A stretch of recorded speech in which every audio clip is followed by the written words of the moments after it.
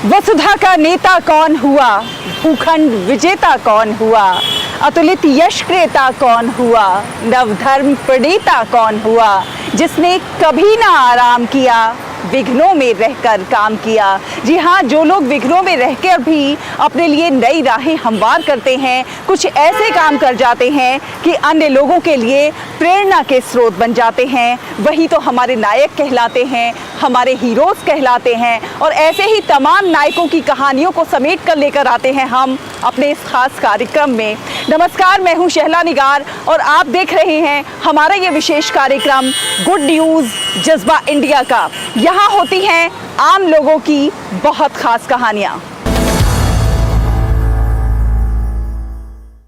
हम जानते हैं कि यूपी का बुंदेलखंड हमेशा से पानी की समस्या से दो चार होता रहा है, लेकिन इसी बीच उत्तर प्रदेश के बांदा जिले का एक गांव ऐसा भी है जहां ग्राम प्रधान की अथक कोशिशों से, प्रयासों से अब वहां पर पानी की समस्या नहीं रही है। यहां पर गांव का पानी गांव में, खेत का पानी खेत में अभियान चलवाया गया और साथ ही साथ ग्राम प्रधान तुलसीराम ने करीब 40 से ज़्यादा तालाब खुदवाए। उनकी कोशिशों का नतीजा रंग लाने लगा है और यहाँ पर पानी की समस्या लगभग समाप्त हो गई है। आइए आपको दिखाते हैं ये खास रिपोर्ट। मिलिए उत्तर प्रदेश के बांदा के रहने वाले तुलसीराम यादव से, जो आज अनेक लोगों के लिए प्रेरणा के स्रोत बने हुए हैं। उनका काम ही कुछ ऐसा है कि लोग उनकी तारीफ करते नहीं थक रहे। जल संरक्षण की दिशा में तुलसीराम द्वारा किए गए कार्य अनुकरणीय है और इसलिए प्रधानमंत्री नरेंद्र मोदी ने भी मन की बात कार्यक्रम में तुलसीराम जी के प्रयासों को सराहा था। दरअसल लुकतारा गांव के प्रधान तुलसीराम ने अपने गांव और आसपास के इलाकों में लगभग 40 तालाब बनवाए हैं और उनमें से ज्यादातर तालाबों में नहर के माध्यम से पानी भरवा दिया। इससे गर्मी के दिनों में गांव के तालाब पानी से लबालब भरे हुए रहते हैं, जिससे इस इलाके का भूजल स्तर भी बढ़ रहा है। गांव में हमारे 40 से अधिक खेत तालाब बनवाए गए, जिन खेतों का पानी कृषि कार्य में सिंचाई के काम में आ रहा है, जो कि पैदावार खेतों में बढ़ रही है। और जो 4 तालाब हमारे गांव में किनारे के हैं, उनका पानी केन कैनाल से लिफ्ट से भरवाया गया है, जिससे हमारे गांव के तालाबों का जो स्तर है वो हैंडपंपों के लिए बहुत लाभदायक है। हमारे यहाँ प्रधान जी ने बहुत सारे काम किए, जैसे तालाब खुदवाया, भूमि विकास से 45 तालाब खुदवाए हैं और हमारे गांव के तालाब में मनरेगा द्वारा सफाई करवाई, बहुत सारी सहायता की है मनरेगा में और उनके द्वारा गांव का बहुत सारा विकास हो रहा है। पीएम द्वारा कार्यों की सराहना किए जाने के बाद प्रधान काफी खुश हैं। उन्होंने कहा कि अब वह पानी बचाने के लिए दोगुने जोश के साथ गांव और गांव के बाहर भी काम करेंगे। मुझे बहुत गौरव हुआ, मेरे गांव का नाम, जिले का नाम आया, बहुत अच्छा लगा। गौरतलब है कि बांदा और बुंदेलखंड क्षेत्र में पानी को लेकर बहुत कठिनाई रही है। इस चुनौती से पार पाने के लिए तुलसीराम ने गांव के लोगों को साथ लेकर मिशन मोड पर काम किया। तुलसीराम जी ने अपनी मुहिम का आधार इस लाइन को बनाया है कि खेत का पानी खेत में और गांव का पानी गांव में। इसके लिए उन्होंने खेत में ऐसी ढाल बनाई कि बारिश का पानी बर्बाद होने के बजाय खेतों के माध्यम से सीधे तालाब में जाता है। उनकी मेहनत का ही नतीजा है कि अब उनके गांव में भूजल स्तर में लगातार सुधार देखा जा रहा है। गुड न्यूज जज्बा इंडिया के लिए बांदा से ब्यूरो रिपोर्ट, डीडी न्यूज। तो किसी ने ठीक ही कहा है कि पानी की एक एक बूंद है बचाना, ऐसे है धरती को स्वर्ग बनाना। और इस दिशा में तुलसीराम जी द्वारा किए गए जो प्रयास हैं वो सही मायनों में अनुकरणीय प्रयास हैं। ये तो बात हुई जल संरक्षण की। अब हम बात करते हैं कि वायु प्रदूषण से बचाव की दिशा में किस प्रकार के अनुकरणीय प्रयास हो रहे हैं। कहते हैं कि अगर गाड़ियों को बायोडीजल से चलाया जाए तो कम वायु प्रदूषण होता है, क्योंकि गाड़ियां कम कार्बन मोनोऑक्साइड छोड़ती हैं। और इस दिशा में एनआईटी हमीरपुर के छात्र ने एक नवाचार किया है। उन्होंने कुकिंग ऑयल को किस तरह से मैनुअल तरीके से बायोडीजल में परिवर्तित कर दिया है और किस प्रकार से ये वायु प्रदूषण से बचाव की दिशा में सहायक होगा, आपको दिखाते हैं।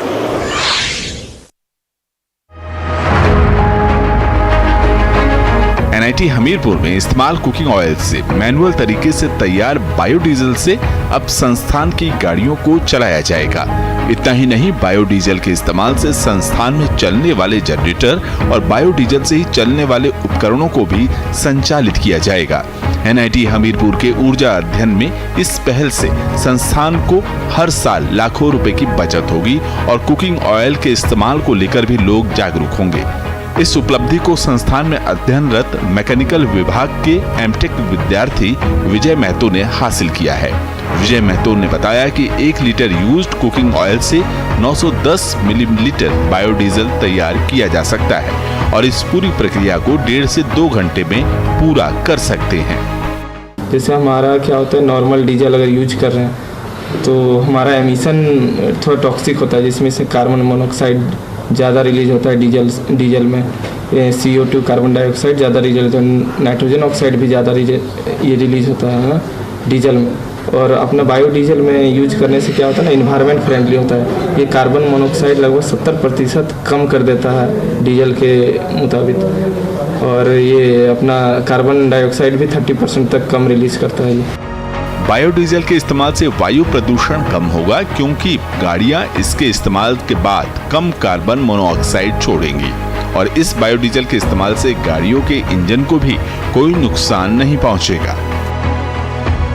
ऊर्जा अध्ययन केंद्र की इंचार्ज ममता अवस्थी ने कहा कि संस्थान में मैनुअल तरीके से इस कार्य को किया जाएगा ताकि डीजल संबंधी जरूरतों को पूरा करने के साथ पर्यावरण संरक्षण और लोगों को स्वास्थ्य के प्रति भी जागरूक किया जा सके।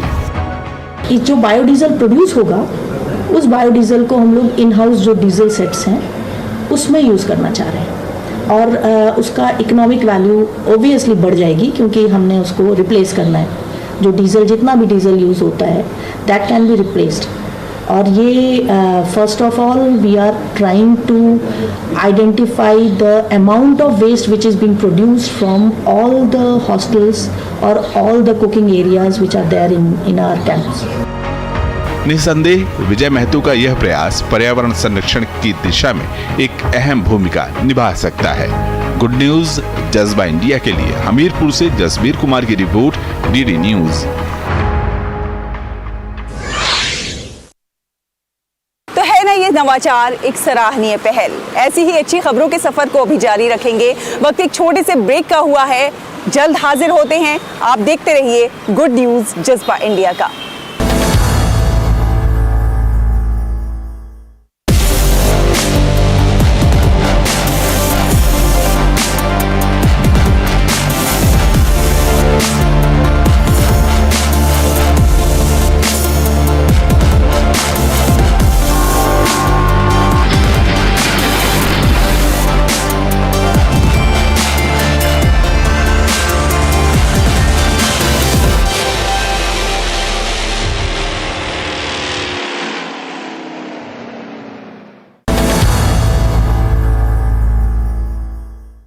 ब्रेक के बाद एक बार फिर आप सभी का बहुत बहुत स्वागत है। आप देख रहे हैं गुड न्यूज जज्बा इंडिया का। यूं तो आपने बहुत सारे घरों के बारे में देखा होगा, सुना होगा, बहुत सारे एक से एक बढ़कर खूबसूरत घर भी देखे होंगे, लेकिन आज हम आपको अलीगढ़ के एक गांव डुबेड़ी में लेकर चलते हैं जहां पर पर्यावरण प्रेमियों ने एक अनोखा घर बनवाया है। और ये घर इंसानों के लिए नहीं है, इस घर में है पक्षियों का बसेरा। कैसा है ये घर, चलिए देखते हैं।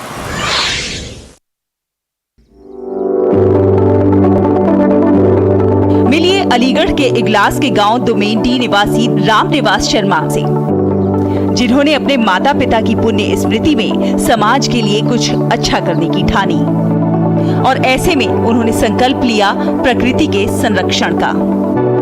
पर्यावरण में सहायक पक्षियों की घटती संख्या से चिंतित इन लोगों ने एक अनूठी पहल करते हुए पक्षी घर के निर्माण का काम शुरू किया। इसके लिए उन्होंने राजस्थान के कारीगरों से संपर्क किया और गांव में पक्षी घर बनवाने का निर्णय लिया। कोशिश रंग लाई और लगभग 7 लाख की लागत से पक्षी घर का निर्माण हुआ। ये पक्षी घर 60 फुट ऊंचा है। इसमें 512 फ्लैट बने हुए हैं जिसमें पक्षी आसानी से रह सकते हैं। फ्लैट का निर्माण इस तरह से किया गया है कि हर मौसम में वो पक्षियों की सुरक्षा के लिए अनुकूल है। अब इस पक्षी घर में चिड़ियों का बसेरा है और यहाँ पर पक्षियों की चहचहाहट सुनाई देती है, जिसे सुनकर लोगों की सुबह खूबसूरत हो जाती है। अपने माताजी पिताजी की पुण्य स्मृति में हम अच्छा कार्य करना चाहते थे, तो बहुत सोच समझ के हमने पक्षी घर का निर्माण कराया, जिससे पर्यावरण का भी संतुलन हो रहा है। यहाँ पास में ही एक बगीचा था जो कट चुका है, वो पक्षी बेचारे घूम रहे होंगे। हमारे मन में ये विचार आया और उनके लिए कोई जगह नहीं होगी तो एक अच्छी जगह मिल जाएगी और पर्यावरण का संतुलन भी हो जाएगा। गौरतलब है कि प्रकृति का संतुलन बनाए रखने में पक्षियों का बहुत योगदान होता है। ऐसे में आसमान में बेघर उड़ रहे पक्षियों के लिए घर बनाने की ये पहल सचमुच सराहनीय प्रयास है। गुड न्यूज जज्बा इंडिया के लिए अलीगढ़ से नीरज शर्मा की रिपोर्ट, डीडी न्यूज। तो अपने लिए तो सभी घर बना लेते हैं, लेकिन जो बेजुबान जानवर हैं, जो पक्षी हैं, उनके लिए अगर कोई सोचता है तो वो सचमुच सलाम का हकदार है, प्रशंसा के लायक है। और कुछ ऐसा ही प्रयास ये देखने को मिला है। और अब हम बात करते हैं दिव्यांगों के हौसले और जज्बे की। आज दिव्यांग हर क्षेत्र में अपनी सफलता का परचम लहरा रहे हैं, चाहे बात व्यापार की हो, रोजगार की हो, खेल की हो या फिर सामाजिक मुद्दों की हो। ऐसा ही कुछ नज़ारा देखने को मिला है हाल फिलहाल में जम्मू कश्मीर के कुपवाड़ा में, जहां पर दिव्यांगों ने अपनी प्रतिभा से, अपने कौशल से सभी को अपना कायल बना लिया। जम्मू कश्मीर के कुपवाड़ा की गैलीरी स्पोर्ट्स स्टेडियम में खेलते क्रिकेटर दूसरे क्रिकेटरों से कम नहीं हैं। बस ये सुन ही नहीं सकते तो क्या, विशेष रूप से दिव्यांग खिलाड़ी दुनिया को जीतने का जज्बा रखते हैं, फिर चाहे बल्लेबाजी हो या गेंदबाजी। अपने प्रदर्शन से इन खिलाड़ियों ने सभी को चौंका दिया है। ये वो बच्चे ना ये बोल सकते हैं ना ये सुन सकते हैं। ये चाहते हैं कि आगे भी जो आने वाले दिनों में हम वॉलीबॉल और फुटबॉल और क्रिकेट मुख्तलिफ मतलब गेम्स ये खेलना चाहते हैं। इनके लिए ये एक अच्छा स्टेप उठाया है अभी डिस्ट्रिक्ट एडमिनिस्ट्रेशन ने कि किस तरह से यहाँ पे इनको भी एक सपोर्ट मिल रहा है। तो आइंदा भी हम चाहते हैं कि ऐसे जो इनके लिए टूर्नामेंट्स से ये भी होने चाहिए, क्योंकि ये भी हम जैसे ही हैं। अब ये बोल नहीं सकते या सुन नहीं सकते, बट ये अल्लाह की तरफ से इनको है। बट उसके बावजूद इनका, मुझे लगता है कि इनका दिमाग हम जैसे आम हम लोग हैं, हमसे ज़्यादा अच्छे ये कर रहे हैं। कुपवाड़ा जिला प्रशासन ने जिला बधिर खेल संघ कुपवाड़ा के साथ 5वीं J&K T20 def cricket championship का आयोजन किया। नॉकआउट आधार पर आयोजित इस टूर्नामेंट में कश्मीर घाटी के 6 विभिन्न जिलों का प्रतिनिधित्व करने वाली टीमों ने हिस्सा लिया। कुपवाड़ा हमारा डिस्ट्रिक्ट इस बार जीता है एंड हम सब के सब उनको कॉन्ग्रेचुलेट करते हैं। बहुत बढ़िया खेला सबने। और जहाँ तक कि उनकी डिमांड्स और उनकी नीड्स की बात है, तो हम सब उनके साथ बैठकर एक प्लान चार्ट आउट करेंगे। हम कोशिश करेंगे कि हम साथ मिलकर जितनी भी इनकी प्रॉब्लम्स हैं इनको रिजॉल्व करें। ये बानगी है इस बात की कि दिव्यांगता भी होनहारों को कामयाबी की बुलंदियों पर पहुंचने से नहीं रोक सकती है। बस जरूरत है हौसले और जज्बे की, जिसकी इन खिलाड़ियों में कोई कमी नहीं है। Bureau report, DD news. अच्छी खबरों का ये सफर अभी जारी रहेगा। वक्त एक छोटे से ब्रेक का हुआ है। ब्रेक के बाद हम जल्दी से हाजिर होंगे। आप कहीं मत जाइए, देखते रहिए गुड न्यूज जज्बा इंडिया का।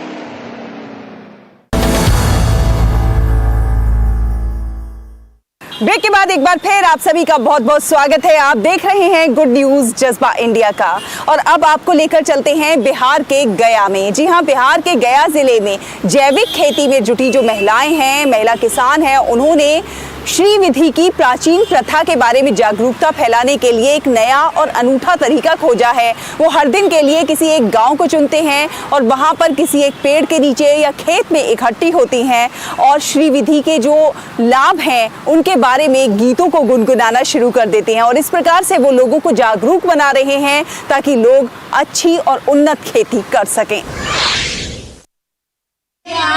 की गंगा बहाएंगे हम, बदलेंगे जमाना। खेतों में गुनगुनाती, गीत गाती ये महिलाएं विकास की एक नई इबारत लिख रही हैं। जी हाँ, ये महिलाएं हैं गया जिले के शेरघाटी प्रखंड के नकनुपा ग्राम की, जो श्री विधि से खेती करके न केवल अपनी आय में कई गुना का इजाफा कर रही हैं, बल्कि प्रकृति का संरक्षण भी कर रही हैं। दरअसल श्री विधि खेती करने का एक ऐसा तरीका है जिसमें कम लागत और कम पानी की जरूरत पड़ती है और उत्पादन अच्छा खासा होता है। इसमें जैविक खाद का प्रयोग होता है, गोमूत्र और गोबर से खेती की जाती है। यहाँ प्रति इकाई क्षेत्रफल उत्पादकता बढ़ती है, जहाँ पर वाटर होल्डिंग कैपेसिटी बढ़ती है। फाइल प्रोडिंग और सोर्शियन होने से मिट्टी की कैपेसिटी बढ़ जाती है, जिससे उपजाऊ क्षमता बढ़ती जाती है। श्री विधि जो तरीका है खेती करने का, इसमें लागत कम लगता है और उत्पादन अधिक होता है। कम पानी में भी किसान कर पाते हैं और इसमें कोई भी रसायन का व्यवहार नहीं किया जाता है। और जब प्रथम बार भी कहीं पर इसका जब परीक्षण हुआ तो प्रथम बार भी उपज बढ़ती है किसानों की और किसान इससे अधिक उपज पाते हैं प्रति इकाई क्षेत्रफल। बिहार में महिला किसानों के इस श्री विधि समूह की सदस्य अनीता देवी कहती हैं कि मुझे इन गीतों को गाना शुरू किए 6 या 7 साल हो गए हैं। शुरुआत में मैंने गीत गाने और गीत लिखने का प्रशिक्षण लिया और अब मैं औरों को भी प्रशिक्षित कर रही हूँ। जमा होते हैं तो वहाँ हम लोग गीत गाते हैं, तो गीत के माध्यम से थोड़ा सा भीड़ भी अच्छा लगता है और गीत के माध्यम से ज़्यादातर समझते हैं और करते भी हैं। कुछ लोकप्रिय धुनों पर तो कुछ पारंपरिक लोकगीत। जरा गौर से सुनिए। ये सभी गीत क्षेत्र में पानी और श्रम बचाने वाले गुणों के बारे में संदेशों से भरे हुए हैं। ये जहां आसपास के खेतों में काम करने वाली महिला किसानों के लिए सुलभ वातावरण प्रदान करते हैं, तो वहीं उन्हें सकारात्मक ऊर्जा भी देते हैं। गांव की महिलाएं गायन में शामिल होती हैं और जब तक गीत समाप्त हो जाते हैं वो फसलों और लोगों के स्वास्थ्य पर रसायनों के दुष्प्रभावों से अच्छी तरह वाकिफ हो जाती हैं। हम जब गांव में जाते हैं किसान दीदी से बात करते हैं, बात करने के बाद उनको प्रशिक्षण करते हैं, ट्रेनिंग करते हैं और उनसे उनको करने से हम जो बताते हैं श्री विधि से करना है, जैविक खेती करना है, प्राकृतिक खेती करना है, इससे उनको बहुत तरह का लाभ होता है। जैसे कि उनको पानी का बचत होता है, बीज का बचत होता है, मेहनत कम लगता है, उत्पादन जाता है और जो फूड सिक्योरिटी खाद्य सुरक्षा है उनका बढ़ जाता है। गरीब किसान के लिए श्री विधि वरदान साबित हो रही है और यही कारण है कि गीत के माध्यम से लोगों को जागरूक करना और उत्पादन बढ़ाने में श्री विधि से खेती करने के लिए जोर दिया जा रहा है। गुड न्यूज जज्बा इंडिया के लिए बिहार के गया से प्रेम प्रकाश सिंह की रिपोर्ट, डीडी न्यूज।